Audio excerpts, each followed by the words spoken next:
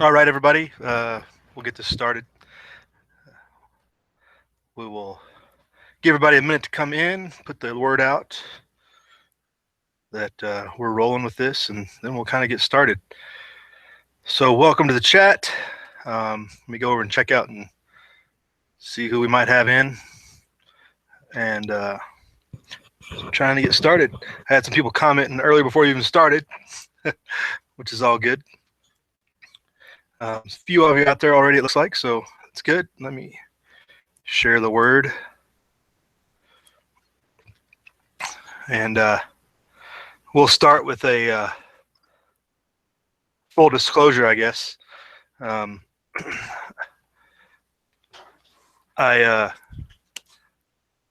get I'm a football fan, but I just couldn't handle watching Brady win another one, so I decided I'd do something else. And we'll get to talking about that a little bit as I get into this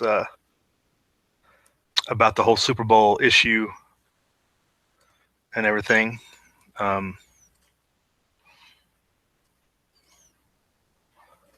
But every year is a little bit more divisive or propagandized or agenda, political correctness infused into the Super Bowl. Every year it gets worse and worse. And that's a given, it seems like, and this year's no different. It's a good competition on the field, but everything else wrapped around it is very just terrible. I mean, for lack of a better word, really.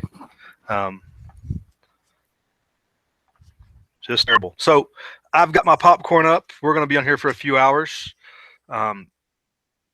Rundown monologue, and then I'll branch off, put some invites out, and we'll get off topics. But I put a list of topics there in the description bar to kind of give you everything we're going to go through, which will be pretty wide ranging. I haven't done a video in a couple weeks, so I got plenty to talk about, or we can chat about it. So, oh, just a second, of course.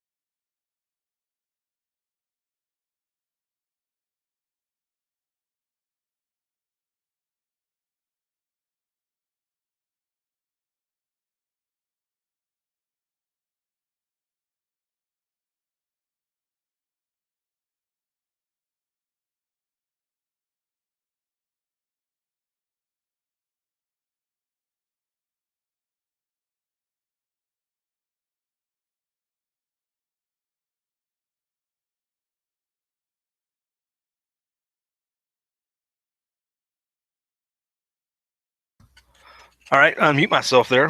Sorry about that. So, got some people in the chat, so we'll get started. I'll do my monologue rant, and we'll go from there.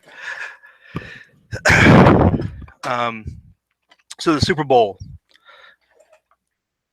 this year's no different. There's infused political correctness and infused propaganda, I guess you'd say. And this year they've even heightened and upped the game, it seems like, to make it more divisive than many other years. After 9/11, there was their whole patriotic propaganda put in with it, and it became a big show, pregame, halftime, wrapped around that. And they bounce back and forth between a political correctness agenda and that patriotism. And now, I would say this year, they are promoting the game within the teams, and the halftime show, they are highlighting the divisiveness in America. If you're familiar with the halftime singer, the name that will not be named, for just my own sanity. Very divisive figure, very pro-socialist, and if we could find better links, and it's if you go down the whole Pizzagate rabbit hole, the Satanist ritualistic program that goes on, she's involved in that as well. So they're throwing that out there at halftime, but yet the teams are both sponsoring and highlighting service members to the game. And okay, Mule, it's not a singer. Thanks. You know what I'm saying about that. They're highlighting the division between in the own game. The game has got so grandiose and such a spectacle. Everything goes around it, that now they're highlighting even the division within. So because they know that they have so many people watching it, they have so many people involved in it, that they have all corners of America. They have, and they're just going to fuel that division. You have people that are boycotting the halftime show, supposedly, so everybody's talking about turning their TV to a different channel or whatever to hit the sponsors, etc. during the halftime show, even though the Super Bowl is supposed to be this most American thing of all. So what the other side has said about, maybe boycotting the halftime show, if they said, oh, it's just a bunch of Trump people or whatever. I haven't heard that, but there's definitely a big pushback to the NFL against that. But they're willing to watch the rest of the stuff that goes on, that's fully propagandized with the everything else, all the pomp and circumstance.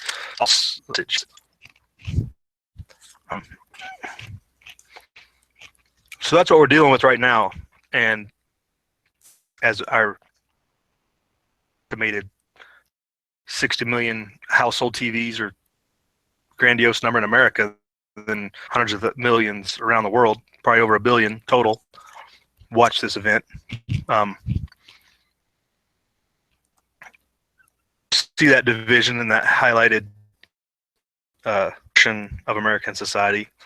It'll be very hard to come to terms with what all that really means compared to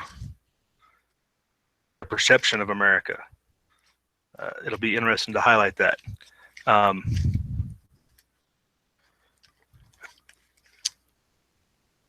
So this time of year and the distraction the Super Bowl gives everybody, and we could talk about distraction of sports in general, or football in general. But really, it's just an opportunity for them to highlight something while having other issues go under the radar, is what we always look out for, right?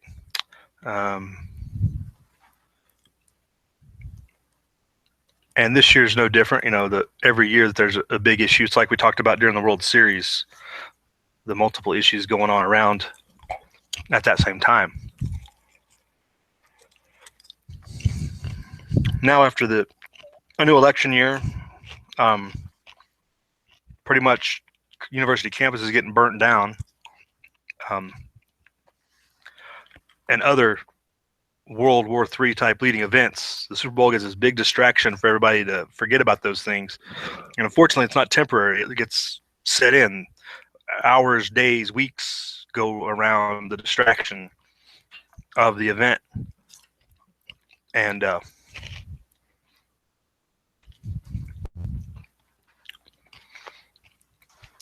people get out of touch with what's going on around them as a whole, as a nation. Uh, I'm trying to. So ever since they redid Google Hangouts, they've completely changed the tools again. It looks like I'm trying to mess around with the view you guys have and flip it over, and I can't see how to flip it. So you get to see backwards reading and stuff. I'm sure y'all can handle it. Um, but the distraction is longer than just a 4-hour game. It's a full 2-3 week period if you even include the period after.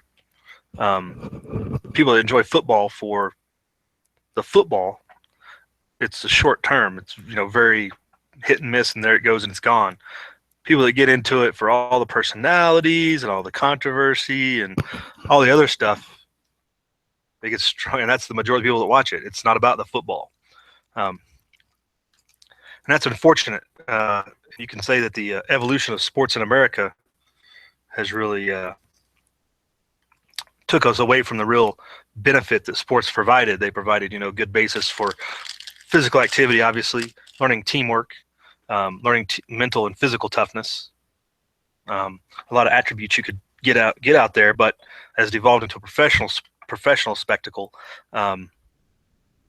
those no longer became as beneficial to most of us, because even at the high school level, they're all looking to the next level to, unless you're at a certain level, you're not going to get the opportunity to play or to participate. It's became all about progression and the money and everything. Fewer people involved in it for the good characteristics, character building, physical skills, etc. So another thing that goes on with the Super Bowl, you've probably witnessed if you watch any network when they were reporting on the Super Bowl, follow any links out on Drudge, go to the team pages for the NFL Network. The security wrapped around the Super Bowl highlights the police state, and it gives them a excellent test ground for all the database mining, all the cell phone mining, all your facial recognition programs, all the tracking systems you can imagine, from electronic to otherwise, fully implemented in the Super Bowl years ago. And it's been a good test bed for them to evaluate those tools and improve upon them for how they can track, monitor people in large groups and down to the individual level. It was one of the Phoenix Super Bowls, probably 15 years ago, where they really demonstrated how they could do facial recognition within large, get that single out of a large group with their security cameras that they had in place. And this was a good, back probably turn of the century time frame. Can't remember which one it was in Phoenix, but I remember hearing about it in particular. The large security state that gets wrapped around that process. So, and if I'm not mistaken, this is before 9/11 when all this was put in place. So it wasn't like it's a result of all the funding from 9/11 and an offshoot. No, I think it was in place beforehand.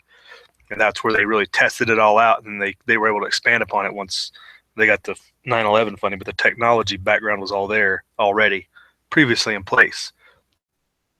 I think people don't realize how, things like that, the crowd control, the mind control to a certain extent with the halftime show, the messaging that comes out of that has been in use for many, many years. And it's, I think, caused us great problems or highlighted our great divisions as well. Let me go out here in the chat room.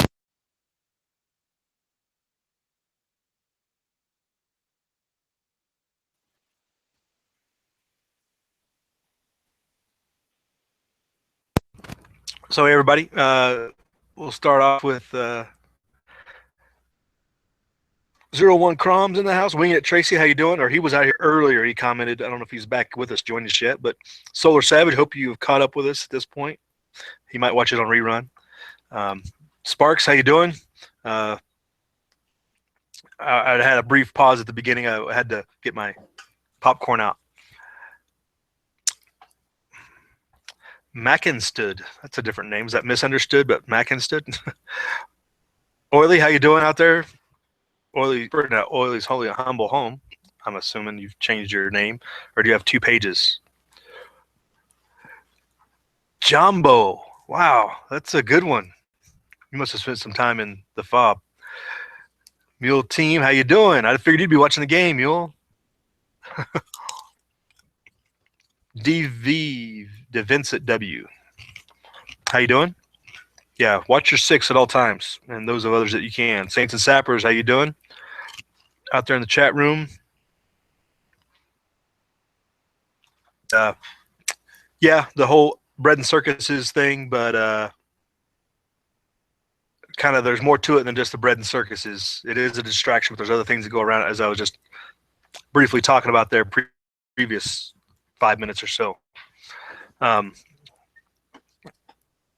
Along with the spectacle of the Super Bowl, John over at the Prepared Mind did a video this morning of highlighting some information that he got, that there was an arrest made at a casino of some individuals, a large amount of cache of firearms and ammunition, who were of Middle Eastern Arabic type descent, and that there was a potential for a large-scale attack of some sort in Vegas. Watch your six. He said it was unconfirmed, and he kind of went through that. There was no reason not to believe the person, but there wasn't a confirmation of it either. Link to put out there for you guys out in the chat room if you haven't seen it. But if you go to the Prepared Mind, if you're not following, you could put it in your YouTube search bar. It should come up. I did some quick look. Actually, obviously I talked to Tony. He hadn't heard anything about it. It's obviously not any news, as John talked about. But I reached out to another contact who had worked in the industry, and he pretty much confirmed that it's something that could be kept quiet by a casino with their security apparatus, something they could keep under wraps at that time. Now, it might take, they're able to keep it under wraps for several hours, etc. It may not be a slam dunk, but they can definitely keep it suppressed out of the news until, things quiet down. Maybe they'll have the Super Bowl finally that, hey, there was this incident, arrest made. More to follow on that, and that's something that I think we would all expect Homeland Security to not put that out immediately, obviously. So I'll put it in the chat room out there, that link. Obviously put the WWIII before that, a link there, but that's the link to John's video briefly discussing what he had, and for him to discount it, but it was no reason that you could positively prove it either. And it's interesting. And some things that don't match up when you hear things like that on information of things that don't make sense, especially when you're talking about a non-official news source. So what I mean by that is things would be said in a certain way professionally if it was pulled off an official radio transmission, for example. And the key thing that I keyed in on that video was the 5,000 rounds portion. They could do a quick estimate, sure, but they would only do that, I think, if they were releasing it to the media in a media release. Maybe there's a prefabbed media release ready to go. But if not, if it was pulled out of radio transmission or a word of mouth, I don't know that you would pull that number out, because first of all, you wouldn't have 5,000 rounds of loose going around if you're getting ready to do something like that. You would have everything preloaded in mags. So you would have X number, of magazines loaded. Now they could do some quick math and say there's 30 rounds per mag, they had 50 mags or whatever. But if you're transmitted over radio, I think you would account for the number of magazines necessarily, not the number of individual rounds. It's not worth counting. It's not a number that's irrelevant. Found that kind of odd. Somebody did the math in the comments in John's video, and they estimated it was over 200 pounds of ammo. And then they broke it down with the number of people that could supply, with a combat load. And I think he said it was 20 plus, basically people could, have that rounds on them combat loaded to go into, a situation or whatever. Yeah, Mule, I'm sure you do have that many. You have 5,000 rounds of mags, but my point is they reported it in that number, not that they reported it in what would be more useful, which is the number of magazines found. That was my point. I'm not saying 5,000 rounds is a lot either, but I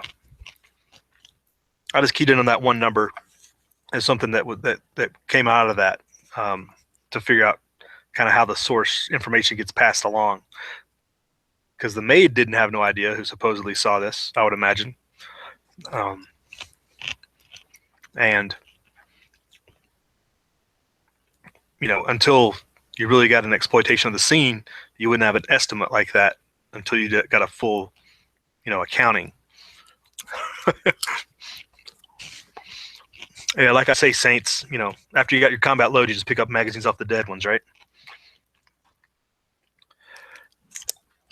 So go check that video, food for thought. Obviously, anything big on Super Bowl Sunday would be big. Vegas is a target. They like to think at least on any given day. That's an expensive day at the range, Mule. What about a good day?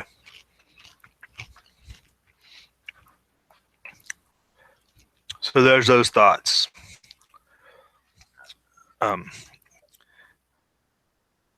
The division of the Super Bowl this year being highlighted more than most.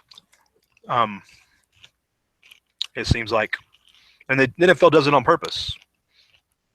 The NFL highlights and promotes one viewpoint and allows another one to ferment while falsely promoting another one. Uh-oh.